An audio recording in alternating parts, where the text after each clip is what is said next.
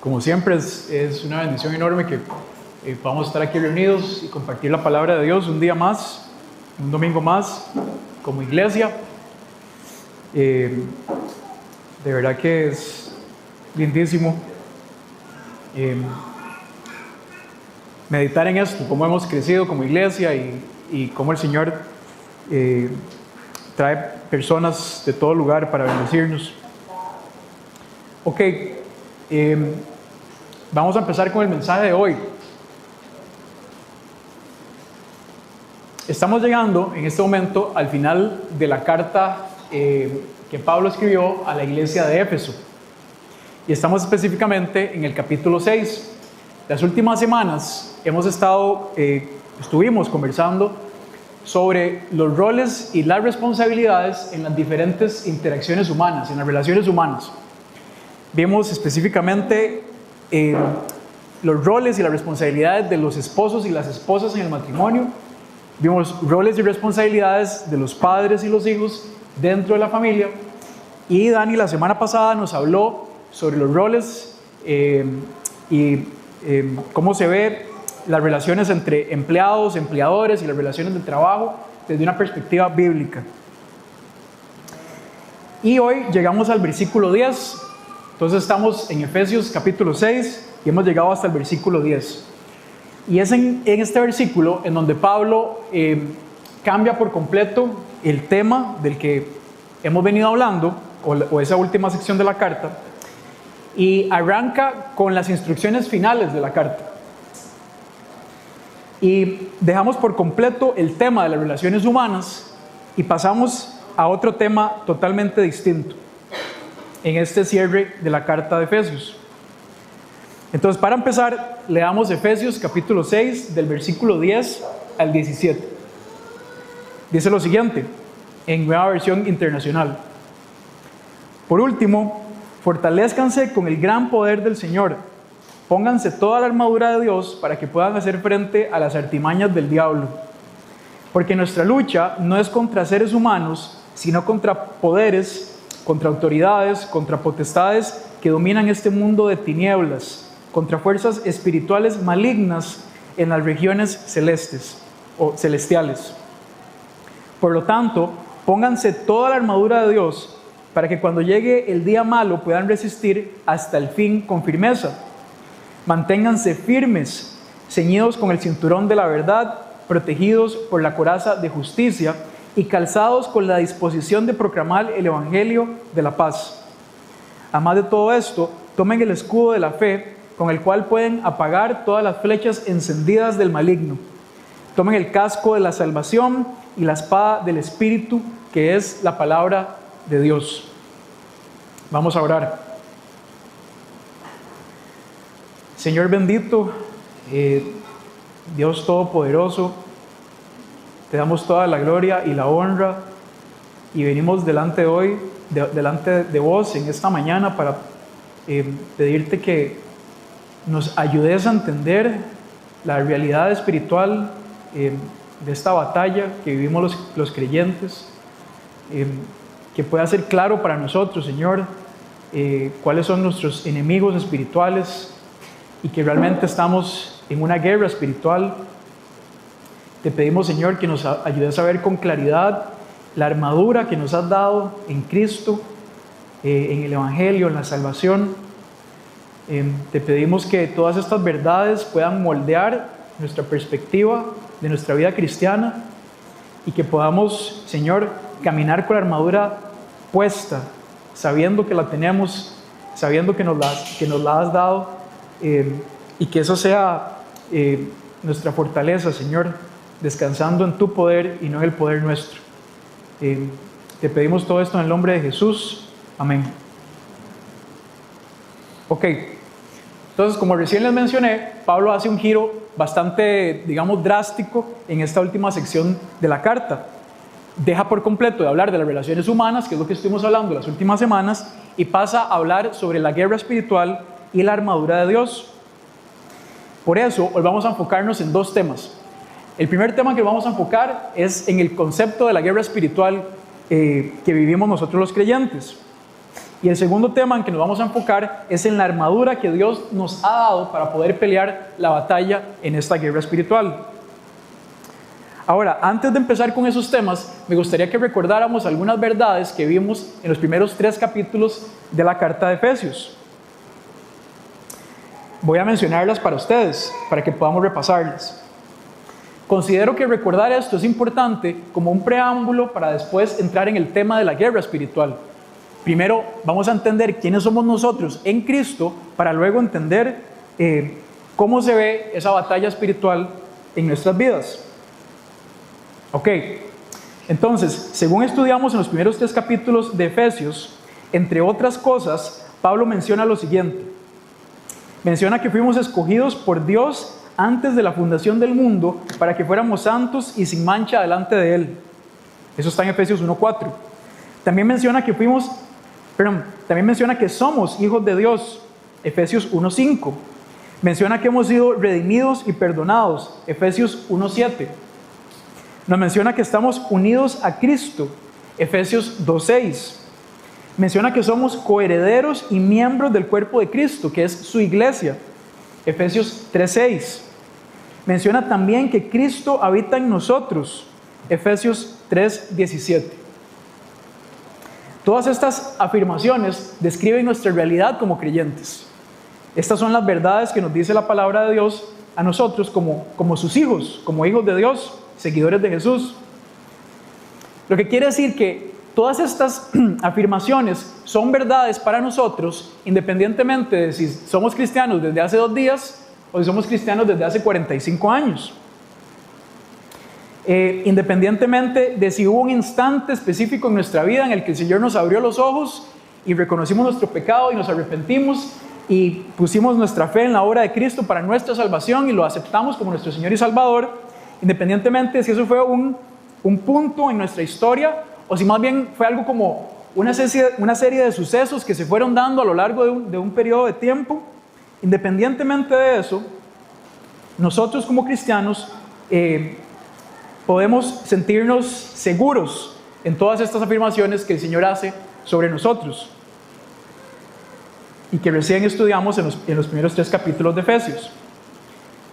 Ahora, si bien es cierto que todo esto es una realidad para nosotros como cristianos, eso también nos trae a otra realidad que tenemos que entender. Y es que, como somos hijos de Dios, hemos entrado en un campo de batalla espiritual. Y vamos a ir explicando esto más en detalle.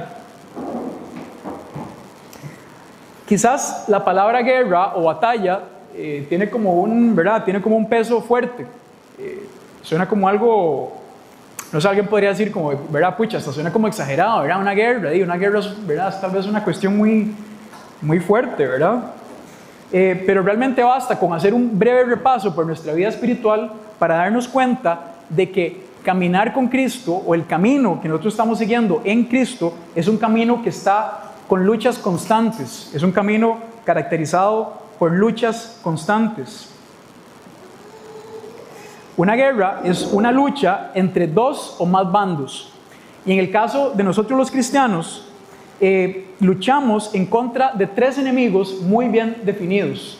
Tenemos 3 enemigos muy bien definidos, según lo que nos describe la palabra de Dios. Y vamos a hablar sobre cada uno de estos 3. El primer enemigo que tenemos nosotros los creyentes somos nosotros mismos, nuestra naturaleza pecaminosa. El segundo enemigo que tenemos los creyentes es el mundo, y ya lo vamos a describir. Y el tercer enemigo que tenemos los creyentes es Satanás, el diablo. Ahora, este primer enemigo, nuestra naturaleza pecaminosa, corresponde al viejo hombre. Si bien es cierto, el Señor nos salvó y nos redimió y nos dio una nueva vida y ahora caminamos en Cristo, todavía estamos sujetos o influenciados en nuestra carne por el pecado. Nuestro cuerpo terrenal sigue estando influenciado por el pecado. Ese es el viejo hombre, nuestra naturaleza pecaminosa. En Romanos, en el capítulo 7, Pablo nos da una descripción muy vívida, muy clara de cómo se ve esto en la vida cristiana. Veamos Romanos capítulo 7 del versículo 18 y hasta el versículo 23. Voy a leerlo para ustedes. Dice: yo sé que en mí, es decir, en mi carne, nada bueno habita. Aunque deseo hacer lo bueno, no soy capaz de hacerlo. De hecho, no hago el bien que quiero, sino el mal que no quiero. Y si hago lo que no quiero, ya no soy yo quien lo hace, sino el pecado que habita en mí. Así que descubro esta ley, que cuando quiero hacer el bien, me acompaña el mal. Porque en lo íntimo de mi ser me deleito en la ley de Dios, pero me doy cuenta de que en los miembros de mi cuerpo hay otra ley, que es la ley del pecado. Esta ley lucha contra lo que considero bueno y me tiene cautivo. Vean ustedes que, digamos, cruda es la descripción que hace Pablo de la lucha que tenemos nosotros los cristianos con nosotros mismos, con nuestra naturaleza pecaminosa. El Señor pone en nosotros el deseo de seguirlo, de caminar en su voluntad, pero al mismo tiempo tenemos que luchar contra los deseos pecaminosos de nuestra carne. Esa es la realidad de nuestro primer enemigo. Ahora, no quisiera profundizar mucho en el tema de nuestra naturaleza pecaminosa, porque hoy vamos a enfocarnos en los otros dos enemigos y cómo esos dos enemigos interactúan con el primero. Así que voy a pasar a los siguientes. El segundo enemigo que queremos describir hoy es el mundo. Ahora, ¿qué es el mundo? Bueno, el mundo no es un enemigo personal, sino que más bien es un enemigo impersonal, no es una persona, eso es lo que quiero decir. El mundo es el sistema de creencias, de valores, o tal vez podríamos decirlo de una manera más clara, antivalores, pensamientos, ideologías, corrientes culturales que hay en este sistema caído, en esta sociedad que se ha rebelado en contra de Dios. Son estas ideologías que se oponen a la voluntad de Dios y que son las que predominan en la sociedad, en el mundo en el que vivimos.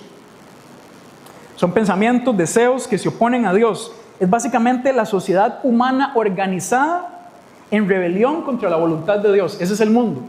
¿Ok? Veamos un versículo para poder entender esto con más claridad. Esta es la manera en la que Juan habla sobre el mundo. En su primera carta, primera de Juan, capítulo 2, versículo 15 al 16, dice lo siguiente: no amen al mundo ni nada de lo que hay en él. Si alguien ama al mundo, el amor del Padre no está en él. Porque nada de lo que hay en el mundo, los malos deseos de la carne, la codicia de los ojos y la arrogancia de la vida, proviene del Padre, sino del mundo. Eso es lo que el mundo produce en nosotros. Y para esto, pensemos en algunas características del mundo. El mundo nos presenta una búsqueda desordenada de placer, comodidad y satisfacción física fuera de la voluntad de Dios. Vivimos en una sociedad que promueve la gratificación sexual inmediata sin límites morales de ningún tipo. Una sociedad que glorifica los excesos, el consumo descontrolado y la cultura de el haz lo que te haga feliz.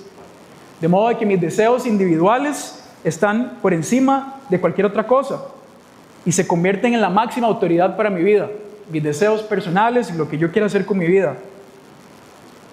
Las redes sociales y la publicidad a la cual estamos expuestos en todo momento generan una insatisfacción constante con lo que tenemos. El mundo ha construido una obsesión generalizada por acumular riqueza y bienes y eso lo ve como una medida de éxito. Eso es lo que el mundo nos pinta en la realidad, ¿cierto? El mundo nos presenta la idea moderna de que el ser humano no necesita a Dios para construir el concepto de moralidad, para construir el concepto de verdad, ni para definir el propósito de su vida, sino que el mundo lo que nos dice es que nosotros somos autosuficientes y que nosotros podemos definir qué es verdad, qué es moralmente correcto y cuál es el propósito de nuestras vidas. Ese es el sistema de pensamientos e ideologías que hemos descrito como el mundo. Son estas corrientes culturales que están en contra de lo que Dios considera bueno y agradable delante de Él. Y por tanto, nosotros como creyentes debemos combatir estas corrientes culturales, estas ideas, estos pensamientos, con la palabra de Dios como nuestra máxima autoridad y guía. Ok, ese es el segundo enemigo, el mundo. Ahora hablemos del tercer enemigo, Satanás o el diablo. Creado originalmente como un ángel, Satanás se rebeló en contra de Dios y ahora opera como el principal enemigo espiritual de Dios y de su pueblo, nosotros los creyentes. La palabra Satanás proviene del hebreo y su significado básico es adversario u opositor. Es aquel que se opone a la voluntad de Dios, se opone a las cosas que Dios llama buenas, se opone al avance, a la extensión de su reino aquí en la tierra, a la predicación del evangelio. Existen muchos nombres con los cuales la Biblia se refiere a Satanás. El segundo más utilizado es el diablo. De hecho, en el Nuevo Testamento es el que más utiliza, diablo, para describir el nombre de Satanás. Y diablo significa básicamente acusador o calumniador. Es aquel que está acusando a los creyentes, está construyendo mentiras y calumnias en torno a nosotros los creyentes. Pedro lo describe como un león rugiente que anda buscando a quien devorar. De hecho, es una imagen bastante fuerte si lo pensamos. Un león violento, agresivo, que anda buscando a quien devorar. Primera de Pedro 5:8 dice: practiquen el dominio propio y manténganse alerta. Su enemigo, el diablo, ronda como un león rugiente buscando a quien devorar. Esa es la imagen que Pedro nos da sobre Satanás, nuestro tercer enemigo. Pablo y Juan lo describen como el Dios con minúscula, por supuesto, y el príncipe de este mundo. Esa es la forma en la que lo describe Juan y Pablo, como el Dios o el príncipe de este mundo. Primera Juan 5:19 dice lo siguiente: sabemos que somos hijos de Dios y que el mundo entero está bajo el control del maligno. El mundo entero está bajo el control del maligno. De modo que aquí encontramos una relación que es bastante importante entre estos dos enemigos. El mundo, que es esta corriente de pensamientos que acabamos de describir, está controlado e influenciado por Satanás. Esa es la interacción que hay entre estos dos enemigos. Satanás es quien controla el mundo y es el principal influenciador que está detrás de este sistema caído en el cual nos movemos nosotros los creyentes. Como ya mencioné, por un lado el mundo es un enemigo impersonal, no corresponde a una persona, mientras que Satanás sí es un enemigo personal. Tiene las tres características de una persona. Tiene voluntad, tiene pensamientos o intelecto, tiene deseos. Satanás es un enemigo personal. Y lo cierto es que Satanás ha corrompido todas las áreas de la vida, todas las distintas campos del mundo han sido corrompidos por él. Él se ha infiltrado en todas las áreas del mundo. Si nosotros nos ponemos a pensar en el entretenimiento, la tecnología, la cultura, la política, la economía, la educación, las religiones, en todas estas áreas de la vida, definitivamente podemos encontrar las huellas de Satanás, cómo se ha infiltrado en el mundo. Ahora, con esto no quiero decir que todo lo que vemos aquí en la tierra es malo y tenemos que ver todo como algo diabólico y demoníaco, no, ¿verdad? Ese no es el sentido. Pero sí que tenemos que estar alertas, entendiendo que todo ha sido afectado por la caída y que el mundo está diseñado para distraernos de Dios, para que quitemos los ojos de Dios y los pongamos en las cosas que son efímeras, las cosas banales de la vida, ¿verdad? De modo que el mundo distorsiona la verdad y alimenta nuestra carne, mientras al mismo tiempo está adormeciendo nuestro espíritu. Ahora la iglesia en inglés, yo les ponía el ejemplo de que mientras estaba preparando este mensaje, curiosamente, bueno, no curiosamente, pero me costó mucho más concentrarme que en otras ocasiones por los partidos del Mundial, ¿verdad? Todo eso, y estaba terminando de montar el mensaje y toda la cosa.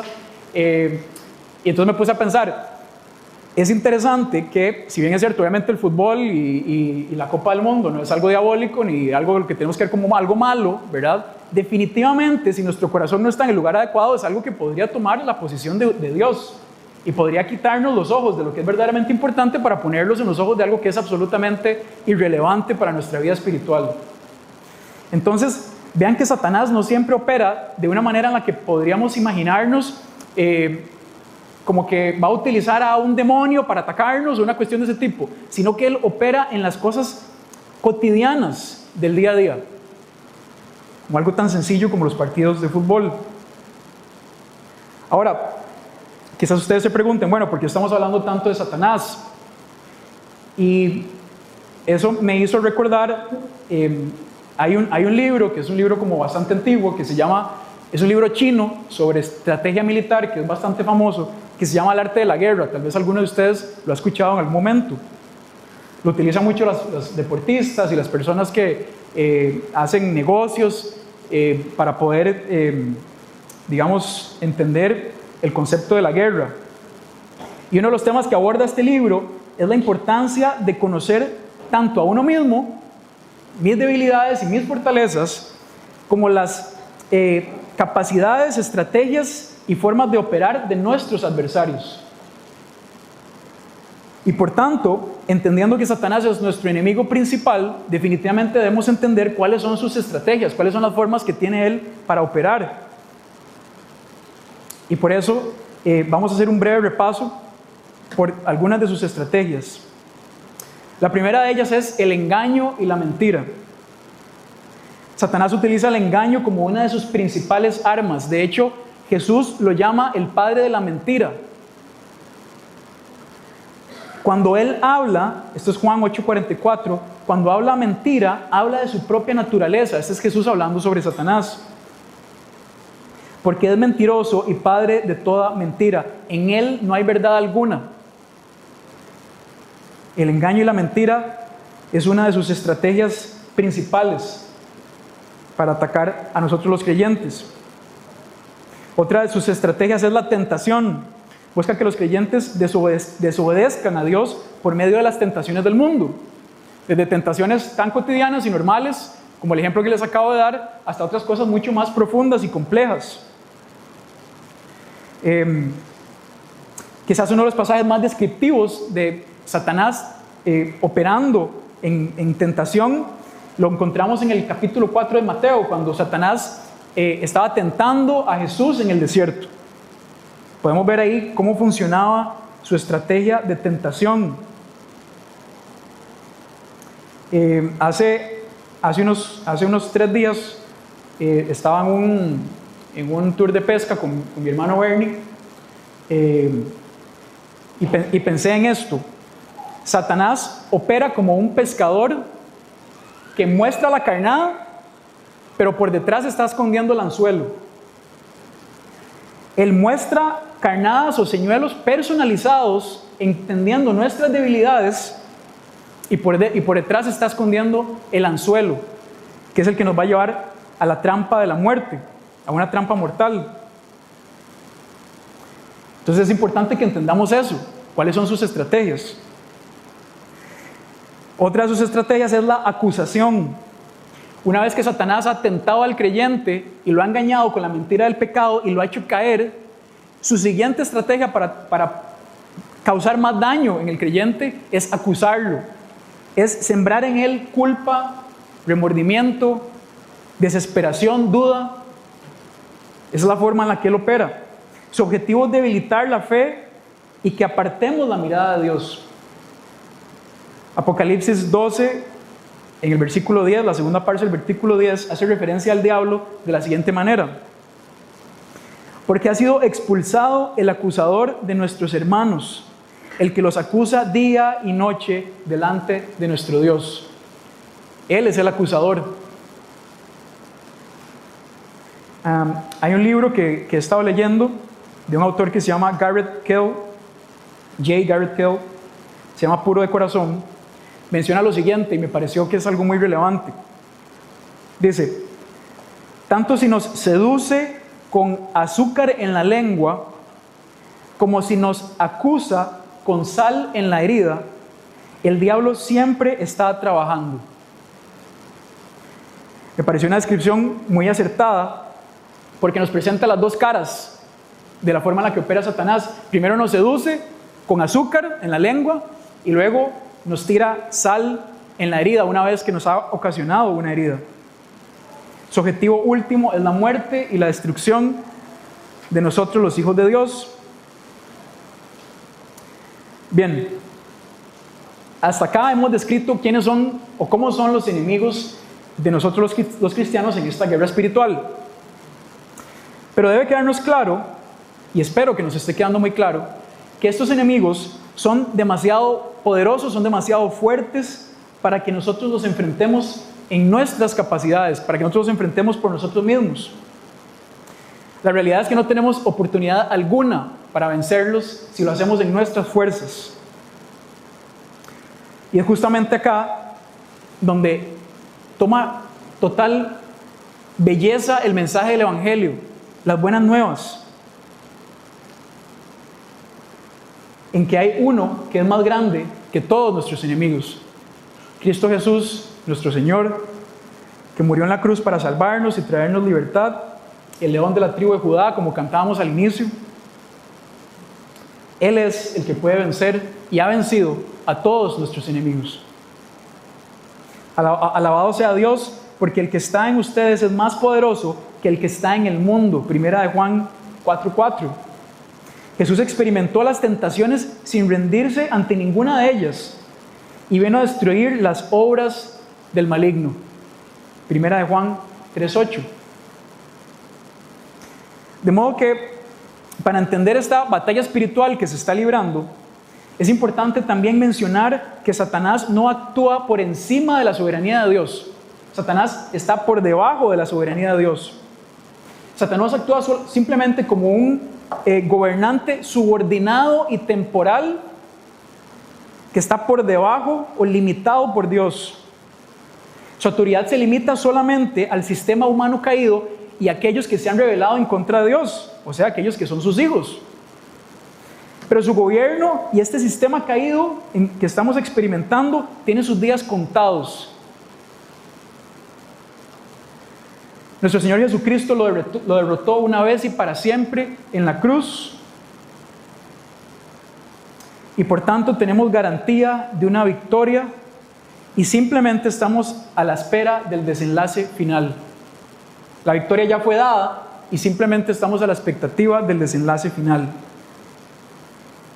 Ahora, para describir esto, usualmente se usa la siguiente ilustración y tal vez esto nos ayuda a comprender un poco más la forma en la que esto funciona o la forma o el punto en el que estamos ahorita.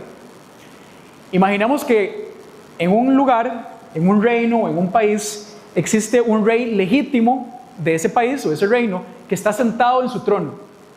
Y él es soberano sobre todo ese país y sobre todo ese reino, y él es quien controla ese país y ese reino. Ahora imaginémonos que dentro de ese reino, en una provincia, se levanta un gobernador en rebelión en contra del rey de ese reino. Y ese gobernador rebelde tiene una influencia temporal sobre esa provincia y sobre quienes viven en esa provincia. Sin embargo, este gobernador rebelde solo puede actuar dentro de los límites que el rey le permite. Solamente. De modo que el rey, ¿cierto?, de este país o de este reino, ha decretado la derrota definitiva y el juicio último de este gobernador rebelde. Pero aún está pendiente que se ejecute plenamente la sentencia para él y los suyos. O sea, ya se decretó una derrota definitiva para este gobernador rebelde y solo estamos a la espera de que se dé la sentencia final de ese juicio. De modo que mientras la sentencia se ejecuta en su totalidad para poner fin a esta batalla, la batalla, por tanto, sigue librándose. Y es aquí en donde estamos nosotros los creyentes. Tenemos la garantía de la victoria por medio de la obra de Cristo en la cruz y tan solo estamos a la espera del desenlace final de esa victoria que ya sucedió. Es la forma en la que tenemos que ver esta guerra espiritual. Ok. Entonces, bueno, esta era la primera sección del mensaje para introducir el pasaje de hoy. ¿Ok? Esta era solo la introducción. Vamos a ir entonces al pasaje de hoy. Y espero que podamos entrar al pasaje de hoy entendiendo un poquito lo que significa la guerra espiritual, cómo se ve la guerra espiritual y quiénes son nuestros enemigos. Ok. Efesios capítulo 6, versículo 10. Y vamos a ir versículo por versículo. Dice lo siguiente, versículo 10. Por último, fortalezcanse con el gran poder del Señor. Esa expresión por último es importante porque conecta, siempre decimos esto, ¿verdad? Estas palabras conectan todo lo que ya Pablo mencionó con este cierre de su carta. Entonces, todo lo que hemos leído en Efesios, ahora Pablo está diciendo, ya, ok, esto es lo último que les voy a dejar. Este es el cierre de la carta. Dice, fortalezcanse con el gran poder del Señor. Pablo les da un mandato claro, por supuesto, debemos fortalecernos en el Señor. Como ya mencionamos, la batalla no se libra en nuestras propias fuerzas, somos incapaces de hacerlo por nosotros mismos, sino que es en las fuerzas del poder del Señor que nosotros podemos librar la batalla. El versículo 11 continúa y dice, pónganse toda la armadura de Dios para que puedan hacer frente a las artimañas del diablo.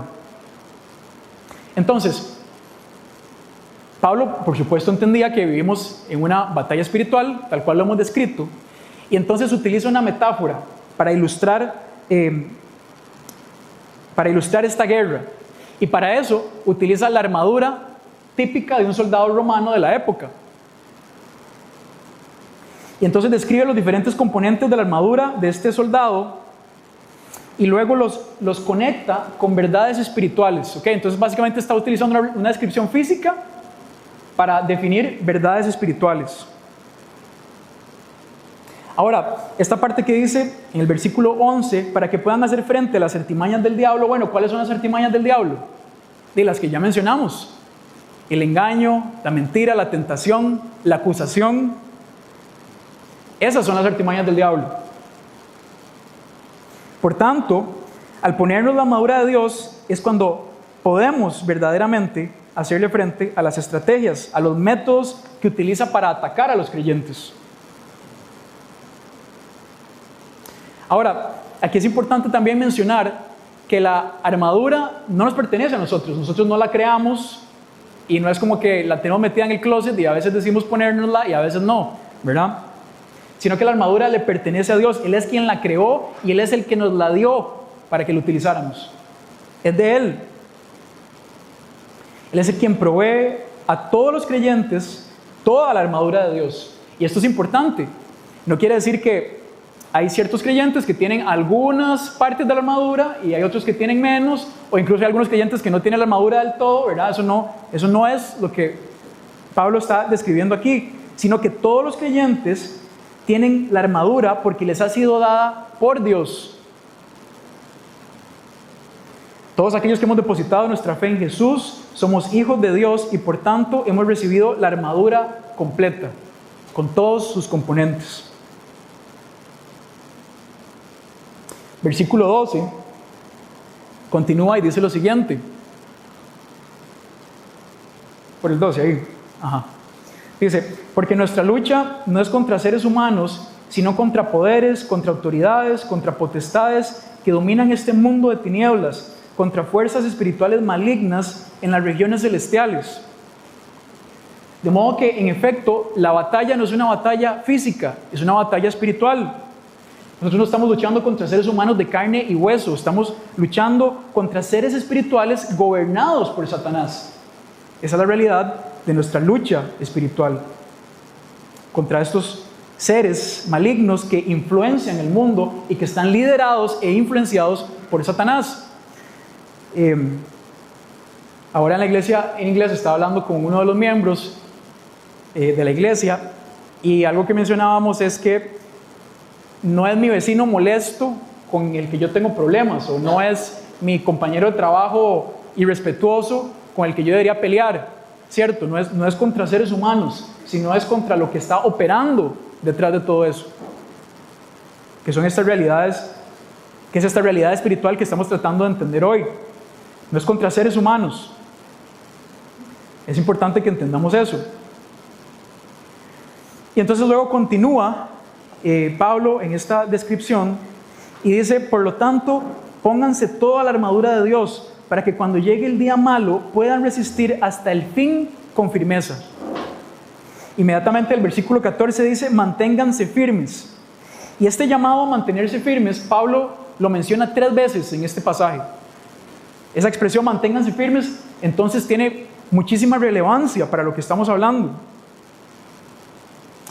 Debemos mantener nuestra posición en Cristo y no podemos movernos ni ser vacilantes. Eso es básicamente lo que Pablo nos está diciendo, es mantengan su posición en Cristo, no se muevan ni sean vacilantes.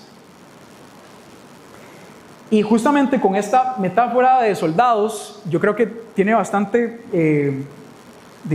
conexión, porque muy a menudo, ¿verdad? Y bueno, yo no sé nada de guerra y me imagino que aquí tampoco nadie sabe mucho, ¿verdad? En Costa Rica ni siquiera tenemos ejército, pero lo que he podido ver en las películas de guerra, que me gustan ver con mi esposa a veces y con Mari también, a veces ocurre que a los soldados se les pide que mantengan una posición, ¿verdad? En un combate. Entonces esto es básicamente lo que Pablo está tratando de transmitir. A los soldados usualmente se les da la tarea de proteger una posición y mantenerse firmes en un lugar. Y esta es la idea que Pablo quiere transmitir utilizando esta metáfora. Permanecer firmes en Cristo hasta el final de la batalla. Y luego de esto pasamos a los diferentes componentes de la armadura. Y vamos a irlos describiendo uno por uno. Y ustedes van a ir viendo ahí unas imágenes que se hicieron con inteligencia artificial de cada uno de los componentes de la armadura. Ahí en el versículo 14, manténganse firmes, ceñidos con el cinturón de la verdad. Y vamos a hablar de este primer componente que describe Pablo, el cinturón. Entonces, en una armadura típica para los soldados romanos de la época, el cinturón funcionaba para sostener el resto de los componentes de la armadura.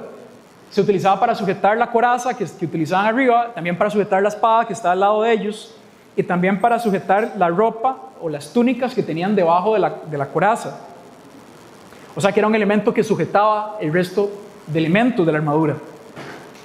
La idea que Pablo quiere transmitir aquí es la idea de vivir en la verdad de Dios, de estar arraigados, de estar sujetos a la verdad de su palabra, que es la que sostiene todo lo demás.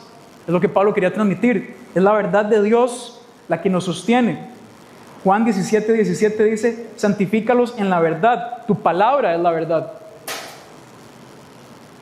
Además de esto, podríamos decir que implica dar la batalla con un compromiso sincero, siendo honestos, dejando de lado la hipocresía y las mentiras, y siendo honestos y rectos, comprometidos con la verdad. Es lo que Pablo está tratando de transmitir acá. El siguiente componente que vemos es la coraza. Dice en el siguiente versículo, protegidos por la coraza de justicia. La coraza, mira, parecido a lo que podríamos pensar hoy en día como un chaleco antibalas o algo así, estaba pensado para proteger órganos vitales como el corazón en el torso del soldado.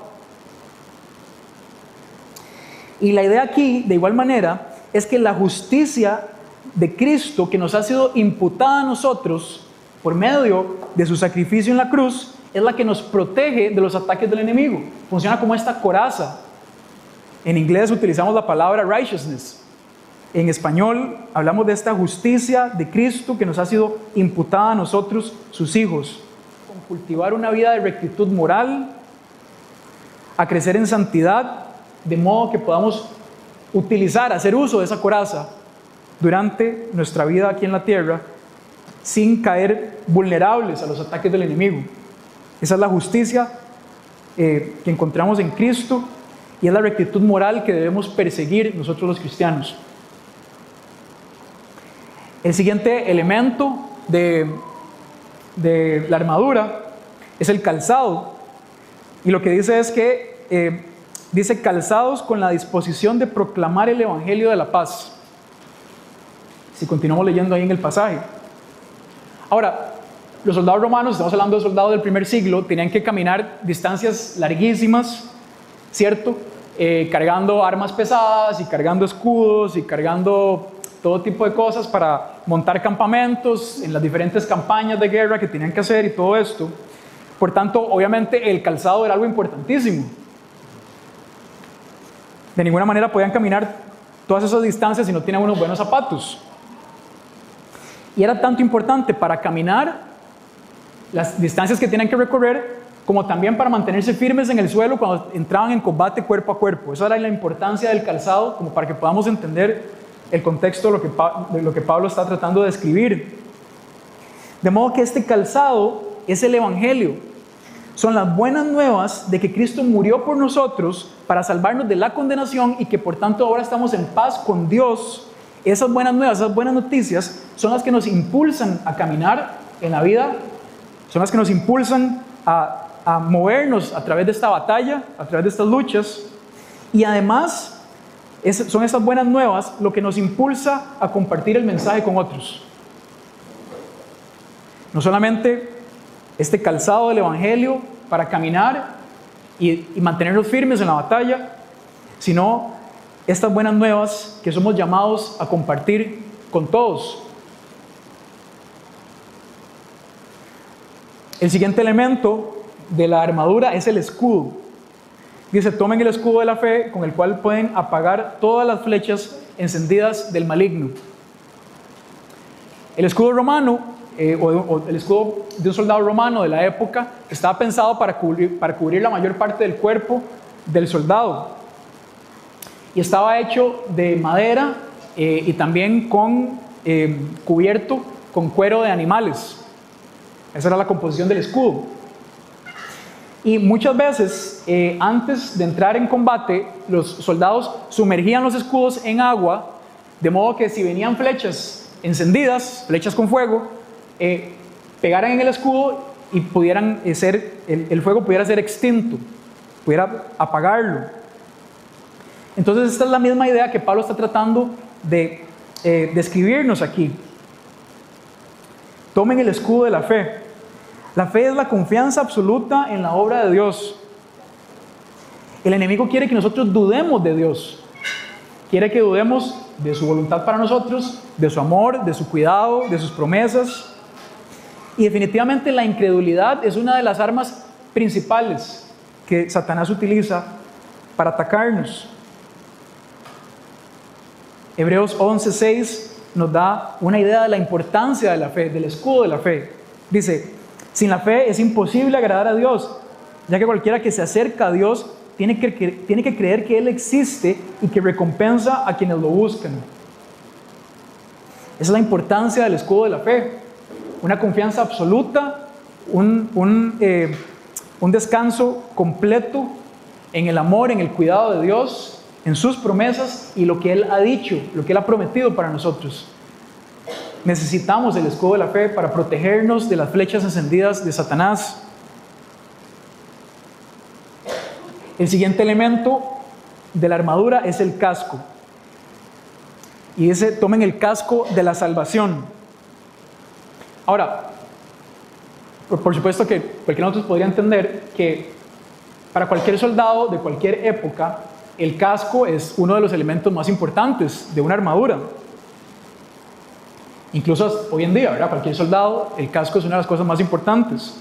Y la razón es porque la cabeza de una persona en una situación de combate es uno de los principales targets, objetivos, ¿verdad? Es que estoy pensando en... Sí, ¿verdad? La cabeza es uno de los principales objetivos del enemigo, es uno de los principales objetos que se podrían atacar en una situación de combate. La idea acá es la protección de nuestra mente con la seguridad de la salvación por medio de Cristo. El casco lo que protege es la cabeza, o sea, que protege nuestros pensamientos, nuestra mente, ¿cierto? Esa es la idea espiritual que Pablo está tratando de transmitir. Y para protegerla, lo que nos dice es: tomen el casco de la salvación, o sea, descansemos en esa promesa, en esa seguridad de salvación que tenemos en Cristo, para proteger nuestra mente de las artimañas del diablo. Como ya mencioné, Satanás buscará destruir esa seguridad de salvación que tenemos en Cristo con sus herramientas o sus artimañas de desánimo, de culpa, de remordimiento, de duda. Sin embargo, como cristianos debemos permanecer en lo que Cristo ha dicho de nosotros. ¿Recuerdan lo que hablamos al principio? En los primeros 3 capítulos de Efesios, ¿quiénes somos en Cristo? Al recordar la seguridad que tenemos en la salvación, protegemos nuestra mente de los engaños de Satanás. La seguridad del cuidado, amor y protección del Señor impiden que las mentiras del enemigo ingresen a nuestra mente. Esa es la seguridad que tenemos en la salvación. Por último, este es el último elemento de la armadura, Pablo menciona la espada. Dice la espada del Espíritu, que es la palabra de Dios. Ok. La espada que empleaban los soldados romanos era una espada corta que se utilizaba para combate cuerpo a cuerpo, o sea, combate, digamos, de corta distancia. Pero entonces es interesante que es la única arma que se menciona aquí. O sea, todos los demás componentes de la armadura son componentes para defendernos, para protegernos de los ataques. Sin embargo, la espada es la única que funciona tanto para defendernos como para atacar. Funciona en las dos vías. Y es interesante pensar en eso. La palabra de Dios, esta espada, como dice la Biblia, más cortante que una espada de doble filo, se utiliza tanto para defenderse como para cortar las mentiras de Satanás, para cortar las artimañas o las estrategias que él utiliza para atacarnos y atacar a otros creyentes. Jesús utilizó la palabra de Dios en su batalla contra las tentaciones de Satanás en Mateo 4, como ya lo mencionamos. Cuando Jesús fue tentado en el desierto, Jesús utilizó la palabra de Dios como un recurso para cortar las mentiras de Satanás. Y esa es la manera en que la palabra de Dios nos ayuda a vencer, a cortar, a eliminar las estrategias de Satanás.